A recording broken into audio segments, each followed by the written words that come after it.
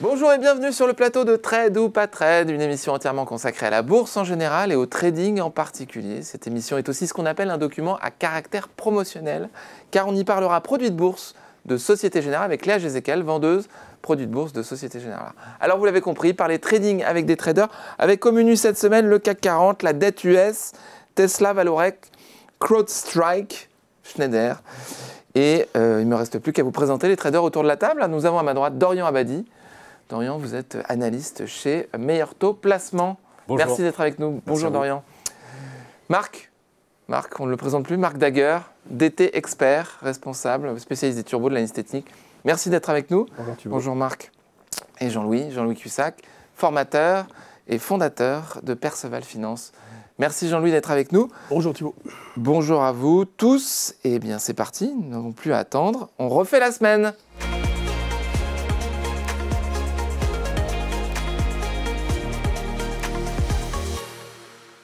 On refait la semaine avec, pour commencer, le CAC 40 avec Jean-Louis. Jean-Louis, qu'est-ce que vous avez à nous dire sur le CAC 40 cette semaine?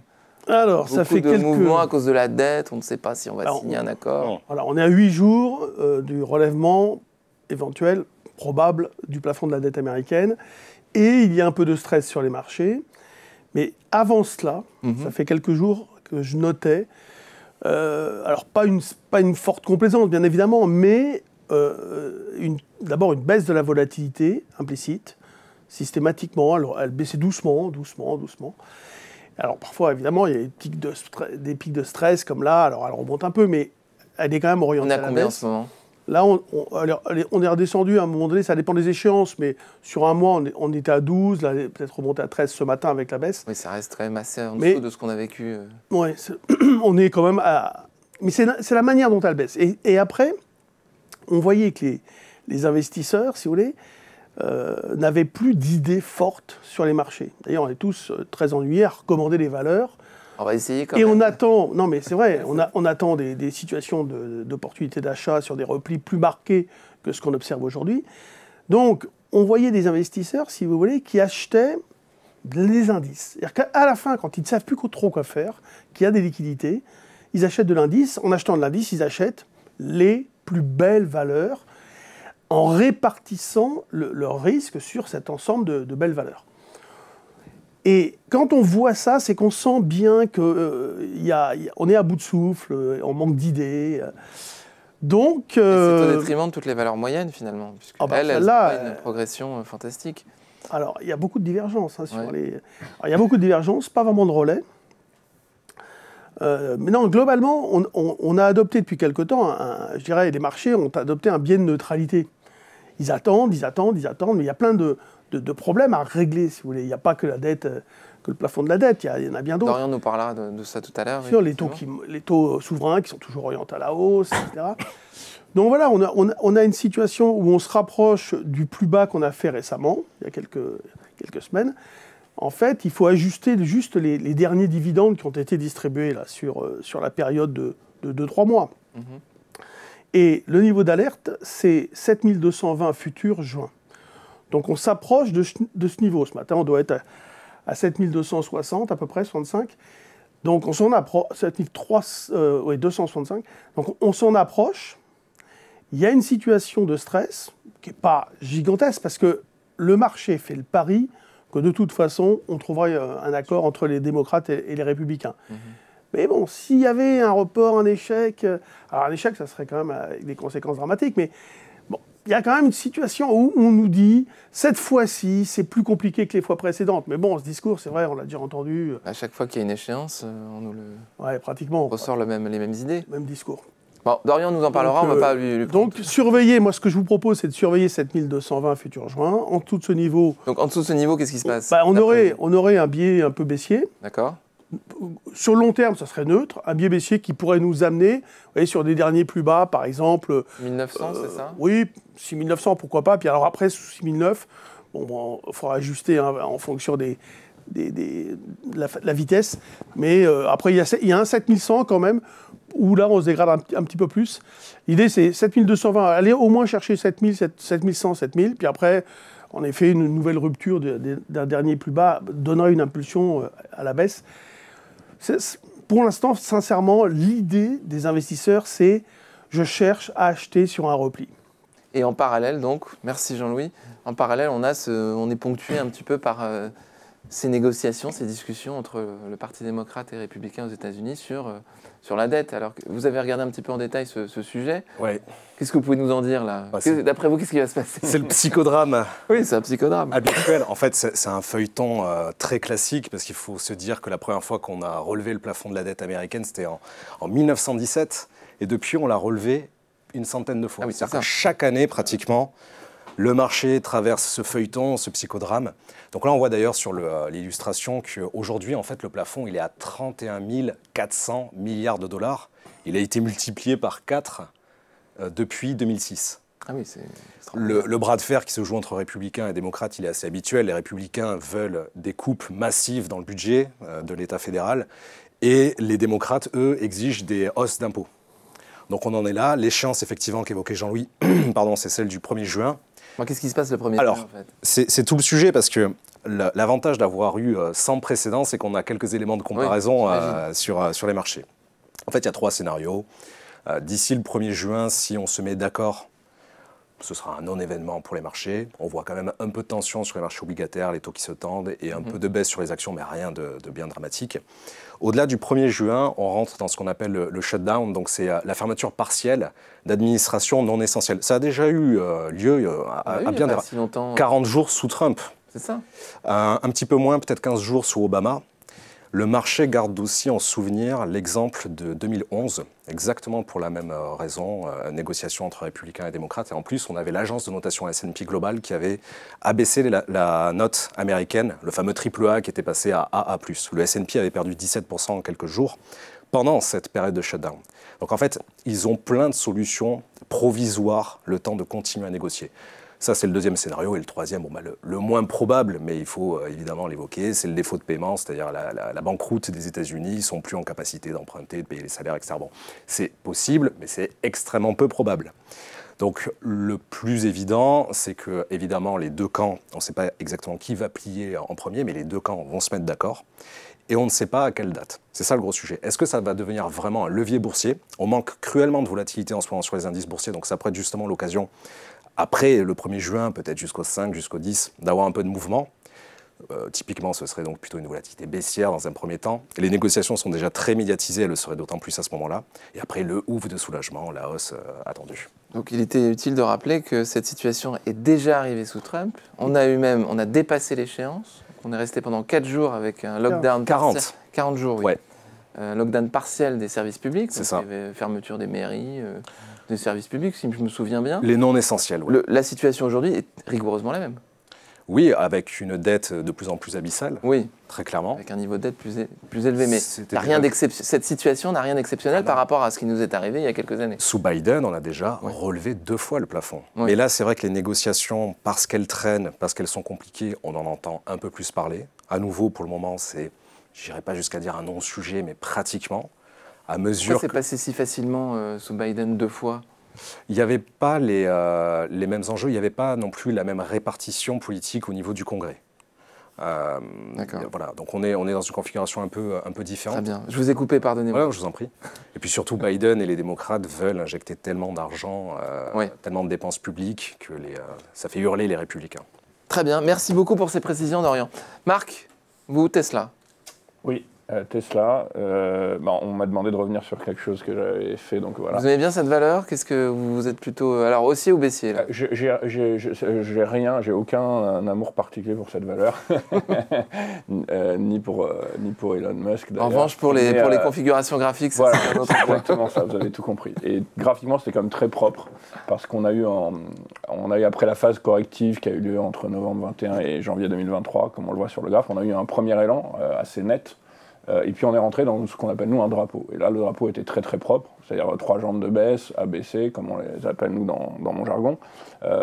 Et puis rebond sur le bas du drapeau, c'est là qu'on est rentré en fait en pause, en jouant, ne serait-ce que jouer entre le bas et le haut du drapeau, déjà c'était largement suffisant. Quand vous parlez de jambes de baisse, oui, c'est à chaque fois de la limite, de la résistance que l'on voit sur le graphique. Ce qu'on appelle nous les jambes de baisse, c'est les phases correctives, c'est-à-dire les phases qui vont contre la tendance, mais sans l'inverser. Voilà. D'accord. Sinon, c'est qu'on est dans un biais baissier et ça s'appelle plus la même chose.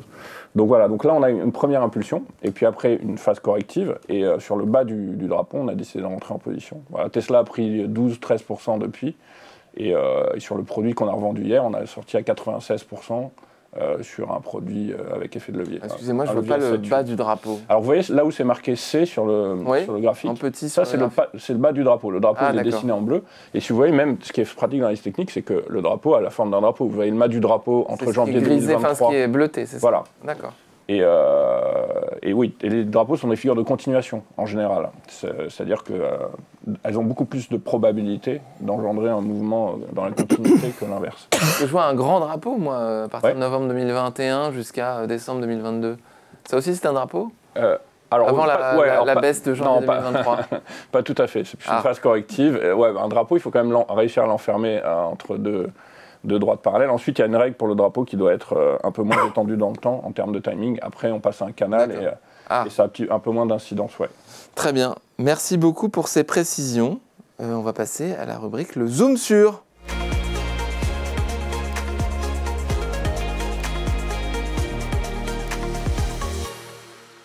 Le Zoom sur avec Léa Jézéquel, vendeuse produits de Bourse Société Générale, qui va nous parler des trackers. Et des nouveaux trackers, en fait. Oui, exactement, puisqu'on a élargi la gamme récemment, donc c'est l'occasion de reparler des trackers 100%, qui sont donc des produits de bourse, mais qui ont la particularité de ne pas proposer d'effet de levier. Donc là, l'objectif de ces produits va être très différent, plutôt moyen-long terme. Et donc, sur ces produits, on va chercher à répliquer tout simplement les performances d'un actif sous-jacent, aux frais de gestion près, bien sûr, dans le temps. Donc l'idée, c'est d'aller se positionner sur des actifs qui ne sont pas forcément facilement négociables pour un particulier. C'est bête à dire, mais ne serait-ce que le CAC 40, personne ne va s'amuser à répliquer la pondération des 40 entreprises du CAC. Donc ce type de produit peut être très intéressant pour se positionner via un seul code ISIN listé en bourse, accessible depuis votre compte titre de 8h à 22h chez certains courtiers comme Boursorama. Et sans frais de courtage chez Boursorama. Et sans frais de courtage en plus chez Boursorama grâce à l'offre Boursomarkets. Et donc, on ne se limite bien sûr pas au CAC 40. Ces produits ont un risque de perdre du capital au même titre que si vous investissiez directement sur le sous-jacent. Et donc, on propose notamment dans notre gamme beaucoup de ce qu'on appelle des indices thématiques qui permettent en fait d'investir sur un secteur, sur un thème. Et donc, il y en a 3 nouveaux qui viennent d'enrichir la gamme. Le premier, c'est un indice ESG Europe. Donc là, l'idée, ça va être d'aller répliquer les performances d'un panier d'actions qui sont considérées comme vraiment très performant en termes d'ESG, donc en environnement social et gouvernance. Et donc l'idée, c'est de se dire, finalement, cette implication qu'ils ont dans l'ESG va leur permettre de mieux potentiellement tirer leur épingle du jeu et d'aller chercher un surcroît de performance financière. Donc ça, c'est bien sûr l'objectif des gens qui investissent dans ce type de scénario. On n'est pas là, bien sûr, pour faire du conseil. On a un autre produit aussi qui vient de sortir qui s'appelle le Silver Economy Europe. Alors, je ne sais pas si vous êtes au courant de ce qu'est la Silver Economy, mais c'est l'économie, c'est toutes les activités qui finalement tirent profit du vieillissement de la population. Donc Silver. Pour les cheveux argentés d'une population senior. Et enfin, un indice sur la sécurité globale. Que personne ne semble concerné, attention. Pas du tout. Enfin, un indice de sécurité globale qui vise à assurer la sécurité aussi bien physique que digitale et technologique des entreprises. On le sait, aujourd'hui, la sécurité digitale est un enjeu majeur pour de nombreuses entreprises. Donc cet indice vise à mettre ensemble de nombreuses entreprises qui travaillent dans ce secteur. Donc merci pour ces 3 nouveautés. Il existe aussi plein d'autres thématiques, je vois sur l'écran. Sur l'inflation. Green Deal, l'inflation, les vaccins, vertes, le métaverse. Il y a tellement le vent en poupe, le métaverse, ces temps-ci, mais l'uranium et l'hydrogène. Merci beaucoup, Léa. Je vous en prie. On va maintenant passer au coup de cœur des traders, la rubrique coup de cœur des traders.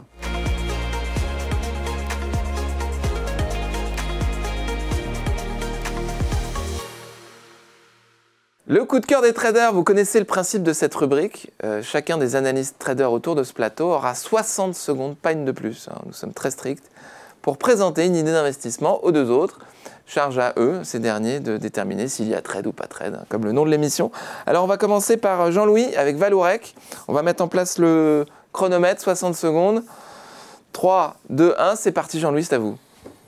Valourec, une valeur qui revient de loin, donc leader mondial de la fabrication de tubes en acier sans soudure. Alors, l'idée que je voudrais mettre en avant, c'est c'était une valeur qui était rayée, si vous voulez, des tableaux. Il y avait vraiment une situation extrêmement épouvantable. Il y a eu plusieurs augmentations de capital, etc.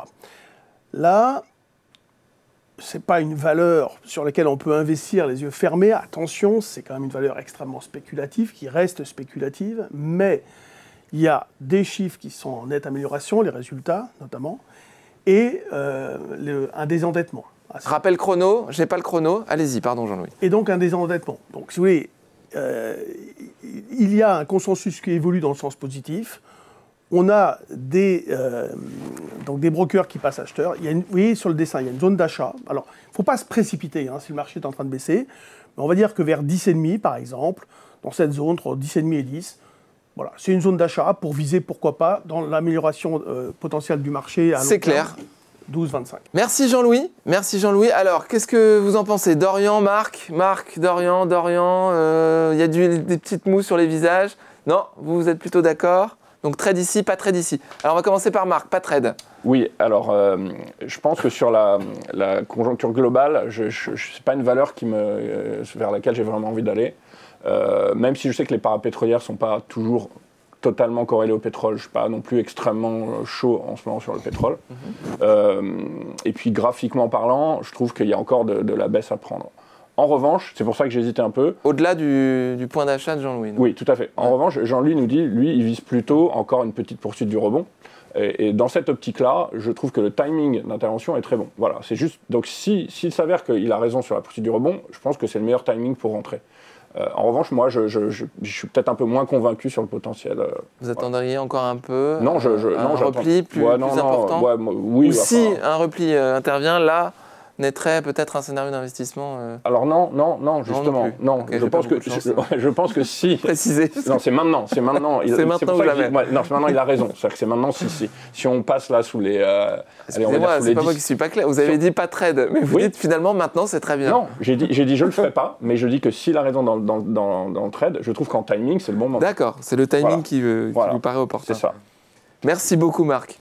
Dorian, j'ai également... Timing aussi, vous êtes favorable sur ce timing? Vous pensez à plutôt, par rapport au risk-reward, je trouve ça intéressant, parce que j'ai hésité également, comme Marc, parce que c'est une valeur moi, que j'aime pas du tout, très honnêtement, mais le risk-reward qu'indique Jean-Louis, si j'ai bien compris, il est aux alentours de 2. C'est-à-dire tu rentres à 10,5, ton stop, je suppose que tu l'as en dessous du plus bas à 9,5 et tu vises 12,25. Donc à la louche, on est à 2. Il a évoqué le fait que c'était un trade spéculatif. La configuration me paraît intéressante, très risquée, mais avec faible volume, faible risque, pourquoi pas. Voilà, pas plus, pas moins. Mais ce risk-reward pour un trade vraiment, pourquoi pas amplifier avec l'effet de levier du turbo, pourquoi pas. Je trouve particulièrement injuste avec Vallourec, parce qu'entre quand même août 2022 et mars 2023, oui, ça a rebondi, mais... Elle fait presque plus 100%. C'est très spéculatif, très risqué. Ce que je voudrais dire essentiellement, c'est que l'image de Vallourec est en train d'évoluer. Oui. Donc je sais qu'il y a beaucoup d'investisseurs et de petits qui sont, entre guillemets, plantés avec ça, avec cette valeur, qui l'ont acheté parfois il y a très longtemps. Souvent les gens, si vous voulez, s'endorment sur leur position en se disant « ça ira mieux plus tard », mais ça n'a pas été mieux. Et aujourd'hui, il y a peut-être une fenêtre qui s'ouvre vers du positif pour Vallourec. Alors c'est vrai que ce n'est pas gagné d'avance, mais un investissement modeste, parce que le potentiel peut être important. Donc, quand le potentiel peut être important, le risque est important. Donc, ce n'est pas là où il faut mettre le paquet.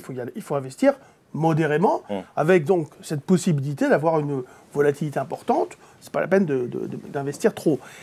Donc, c'est un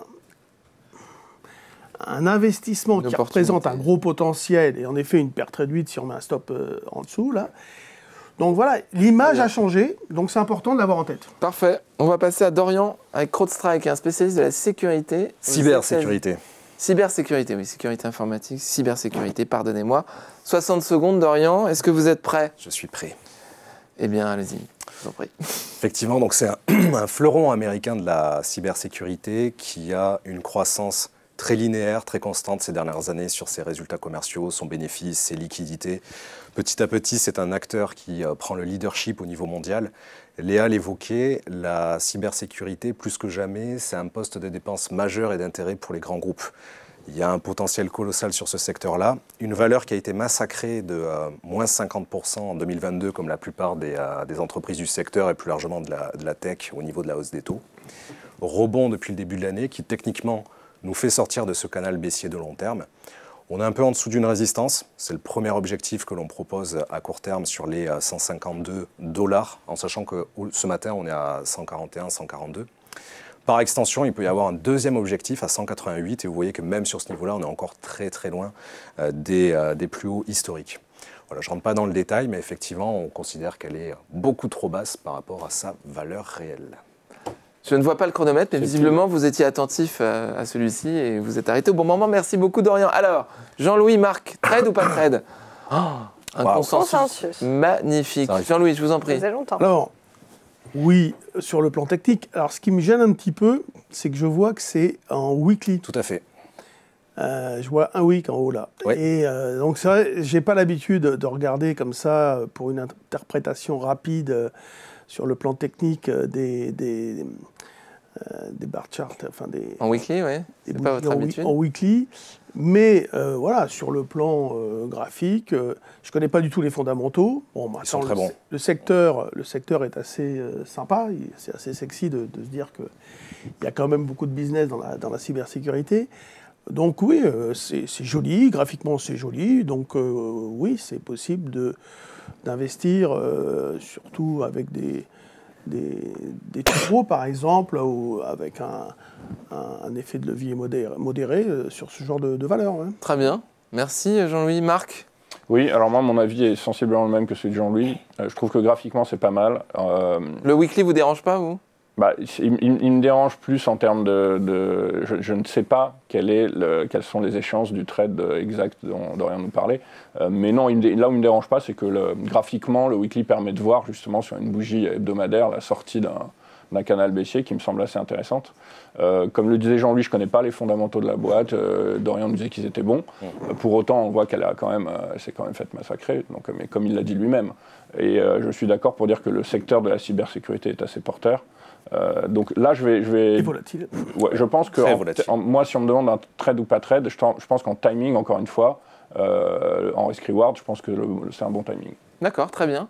Vous avez une idée, vous pouvez nous apporter des précisions sur la raison pour laquelle elle a perdu autant sur l'année 2022? Il y a eu un déclencheur, une publication, quelque chose? Non, tout le secteur a été massacré, plus largement celui de la tech, évidemment, avec la hausse des taux. En fait, ça a provoqué cette baisse majeure qui, de notre point de vue, est une opportunité d'investissement. On va la faire rentrer d'ailleurs demain matin ou après-demain en portefeuille international chez Mercato Placement parce qu'on croit vraiment ce secteur-là. D'ailleurs, pour rebondir, je crois, sur ce que disait Marc, en fait, en termes d'horizon d'investissement, moi j'aime bien en donner deux, c'est-à-dire qu'à court terme, pourquoi pas avec le turbo, vraiment à très court terme, c'est le fameux 152 $. Et par extension, juste en action, au spot, là on serait plutôt sur du 188, voire 215. Après la période Covid, elle avait progressé d'une manière spectaculaire. Alors peut-être qu'il y a eu un peu d'exagération à la hausse. Il y a un retracement important, mais on revient sur des niveaux de prix qui sont quand même nettement au-dessus de ce qu'on a connu en 2020. Donc il faut relativiser. Très bien, merci beaucoup, c'est très clair. Marc, c'est à vous. On va parler de Schneider. Vous êtes prêts? Toujours. Parfait, allez-y, 3, 2, 1, c'est parti. Alors Schneider, moi on le sait, ma vraie matière première c'est l'analyse graphique. Bon, un petit mot de fonda, le changement de direction. De fondamental, oui. De fondamentaux. Oui, fondamentaux. Voilà. Fonda, comme vous dites. N'est pas du tout négatif. Il y a plutôt de belles perspectives de ce point de vue-là. Et d'un point de vue graphique, en fait, comme une grande majorité des entreprises, rebond post-Covid en mars 2020, ascension flagrante jusqu'en fin 2021, début 2022, selon les entreprises, et puis phase de correction en 2022, qu'on voit très clairement inscrite dans un canal baissier. Depuis, le titre s'est quand même nettement repris. Il se rapproche de ses plus hauts. Bon, certains sont un peu prudents à l'approche des plus hauts, et c'est tout à fait légitime. Mais il reste inscrit dans un nouveau canal haussier. Il y a encore du potentiel. Graphiquement, il n'y a rien de très inquiétant. Donc sur du court-moyen terme, je pense que l'entreprise devrait aller chercher des plus hauts, sans pour autant forcément décoller au-delà des 200, mais déjà atteindre les 172 puis 187, ça me semble être un bon objectif. Parfait, c'est très clair. Merci beaucoup Marc. Alors, Jean-Louis, Dorian, trade ou pas trade? Tout le monde est d'accord. Bon, écoutez, c'est merveilleux. C'est merveilleux, mais bon, c'est pas très rigolo. Allez-y, allez-y Dorian. Je partage l'avis de Marc sur le fait que l'entreprise, le titre plutôt, a un potentiel pour casser ses plus hauts historiques. On l'a rentré en portefeuille fin janvier de notre côté, autour des 146, 147. On est à plus 13, plus 15% aujourd'hui. Donc je crois aux fondamentaux de Schneider. Là aussi, on est sur un secteur porteur sur le moyen long terme. Donc oui, globalement, je partage complètement le point de vue. Et également la crainte, enfin plutôt le bémol qui veut qu'on n'irait pas forcément au-delà des 200 € le titre. Très bien. Jean-Louis ? Le problème des repères, c'est qu'il y a un double ajustement, là, parce que je vois que les cours sont ajustés aux dividendes, mais on a l'ajustement sur 2022 et l'ajustement sur 2023. Donc, si vous voulez, il ne faut pas regarder des prix au-delà d'un ajustement, parce que sinon, on tend vers zéro sur des cours 20 ans avant.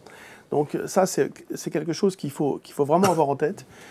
Donc là, ça me gêne un peu sur les repères. Moi, tout ce que je sais de Schneider, c'est que c'est une excellente valeur, qu'il faut absolument l'acheter quand le marché baisse. Souvent, j'avais remarqué, je m'étais dit, tiens, Schneider, elle est précurseur d'une tendance. Alors là, le marché est en train de baisser, Schneider se maintient très bien. Voilà. Donc, est-ce que c'est Schneider qui va rattraper et qui donnerait à ce moment-là une opportunité d'entrée, parce que je ne le ferai pas immédiatement, mais sur un petit repli, ou bien c'est le marché qui va rebondir. Bon, l'avenir nous le dira. Pour l'instant, le marché peut très bien rebondir tant qu'il est, je vous le répète, au-dessus de 7220 futur juin. Mais c'est vrai que c'est une très très bonne valeur. Marc n'a pas pris beaucoup de risques en conseillant Schneider, en recommandant Schneider. J'ai fait plusieurs propositions à Léa, comme elle a demandé. Et en termes de valorisation, c'est bien. Non, mais c'est vrai que... je vois que Schneider est quand même quasiment au double de ce qu'elle était avant la crise de Covid. Ouais. Jean-Louis, en termes de valorisation, je vois que Schneider est au double quasiment de ce qu'elle était à la fin de la crise du Covid. Est-ce que les ratios ne sont pas un peu élevés aujourd'hui ? Je ne les connais pas par cœur, mais moi, tout ce que j'ai vu, c'est que les objectifs proposés par les analystes, donc ceux qui sont vraiment spécialistes de la valeur, les objectifs sont au-dessus et il y a un vrai consensus acheteur. Très bien, c'est très clair. Elle est pondérée à pas loin de 5%, je pense, dans le CAC. Donc c'est une grosse valeur du CAC. Oui, j'allais juste dire par rapport à la valorisation, j'ai vu dans mon expérience des boîtes avec des valorisations incroyables et qui continuent de monter. Oui, les technos américaines 60-70 nous ont donné des bonnes leçons. Voilà.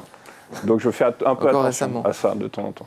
Mais si vous voulez parler de ratio et de valorisation, on va continuer avec un quiz. On va aller à la rubrique à vos marques dans quelques instants. C'est parti.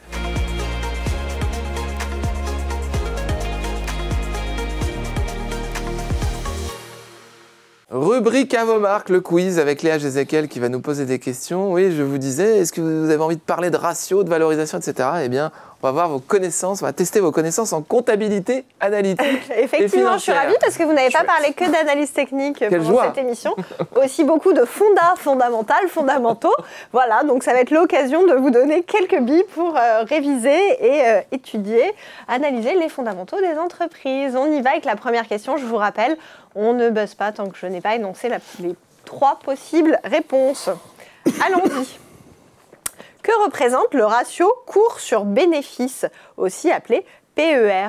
Est-ce le rapport entre le coût d'un actif et le bénéfice net annuel, le rapport entre le bénéfice net et le nombre d'actions en circulation, ou bien le rapport entre le prix de l'action et le bénéfice par action? 3. Ouais. Très bien Jean-Louis, effectivement, c'est la 3e réponse. Oui. On se met en jambe. On commence doucement. Voilà. Le PER, donc Price Earning Ratio, est aussi appelé en français le multiple de capitalisation ou le coefficient de capitalisation des bénéfices. On peut aussi le calculer une deuxième méthode en divisant la capitalisation boursière totale d'une entreprise par son résultat net. Et donc cet indicateur, qui est un des ratios les plus examinés en analyse, permet d'évaluer la valeur d'un titre relativement au titre du même secteur. Et donc de pouvoir dire par exemple qu'avec un PER plus faible que ses comparables boursiers, l'action potentiellement est bon marché. On a tendance à dire que la valeur vaut 6 fois ses bénéfices, 7 fois ses bénéfices. C'est ce que nous dit le PER. Alors, 1 point pour Jean-Louis, 0 pour Marc, 0 pour Dorian. Deuxième question. Deuxième question. Lequel de ces ratios est le plus utile pour évaluer la capacité d'une entreprise à rembourser ses dettes à court terme? Est-ce le ratio d'endettement, le ratio de liquidité générale ou le taux de marge brute? me semble que c'est Marc. Marc. Je dirais le 3. La 2. Oui, c'est la 2. Bravo Dorian, effectivement, c'est le ratio. Ouais, il faut rebiper. Écoute. C'est le ratio de liquidité générale, aussi appelé le ratio courant, qui se mesure sur les actifs à court terme divisé par le passif à court terme d'une entreprise, sachant que court terme, c'est 1 an. Et donc, en fait, c'est vraiment un indicateur de liquidité d'une entreprise. On considère qu'un ratio de 2 est acceptable, qu'un ratio inférieur à 1 signifie que l'entreprise, finalement, à court terme, pourrait ne pas être en mesure de tenir ses engagements, alors qu'un ratio trop élevé, lui, potentiellement donnerait une indication comme quoi l'entreprise n'utilise pas assez efficacement ses actifs. Donc attention, la limite est toujours fine avec les ratios. Il ne faut pas forcément que ce soit trop haut ou trop bas. Et là, Jean-Louis avait une réclamation. Non. Il ne savait pas qu'il fallait rebiper Ah, je peux à la penser. fin de la réponse. Alors Regarde, on lui rappelle les règles. Toujours Il qu'il y a un faut petit peu rebiper. toujours une petite rien. embrouille sur le quiz. Réclame rien. Non, effectivement, quand un résultat est faux, je vous encourage à Alors, rebiper tout de suite. Vous exactement. avez la bonne réponse. 1 point pour Dorian, 1 point pour Jean-Louis, 0 pour Marc. Troisième question. Troisième question. Comment calcule-t-on la rentabilité des capitaux propres d'une entreprise? Est-ce le résultat net sur les capitaux propres, le bénéfice net sur l'actif total ou le bénéfice net sur le chiffre d'affaires? La 2. Ah non. Non. 3. Non. Ouais, vas-y. Bah ouais, Ouais, ça devrait aller. C'est marqué dans la définition, mes La amis. une, évidemment. Parce que- Où sont Effectivement, ces- celle-là, elle était facile. Hein, pour le coup, je vous ai la pas- rentabilité des capitaux propres. Ouais. Le résultat net sur les Bah capitaux oui, propres. je suis précipité. D'accord. Vous n'êtes pas concentré là, je suis Non. désolé. Alors, cette rentabilité des Comment ça capitaux propres, RCP en français, s'appelle aussi ROE en anglais, Return on Equity, ou aussi le taux de retour sur capitaux propres. Signification assez évidente. Ça mesure donc la capacité d'une entreprise à générer des profits à partir seulement de ses capitaux propres. Donc on exclut tout ce qui peut être autre ressource de financement comme la dette. Oui, c'est Je Alors- ne sais plus qui a répondu. C'est moi. Ah, d'accord, pardon, vous aviez Non, non, je vous en prie. Brillamment. Une vraiment. Donc une RCP élevée, attention, n'est pas forcément Tu m'étonnes. synonyme de bon investissement. C'est pas parce que l'entreprise est capable de faire beaucoup de résultats avec seulement ses capitaux propres que c'est un indicateur évident de performance. En effet, il y a certains secteurs qui structurellement n'ont pas besoin, ne sont pas consommateurs de beaucoup de capitaux propres. On pense par exemple aux services, aux conseils, il n'y a pas besoin d'énormément de capitaux propres.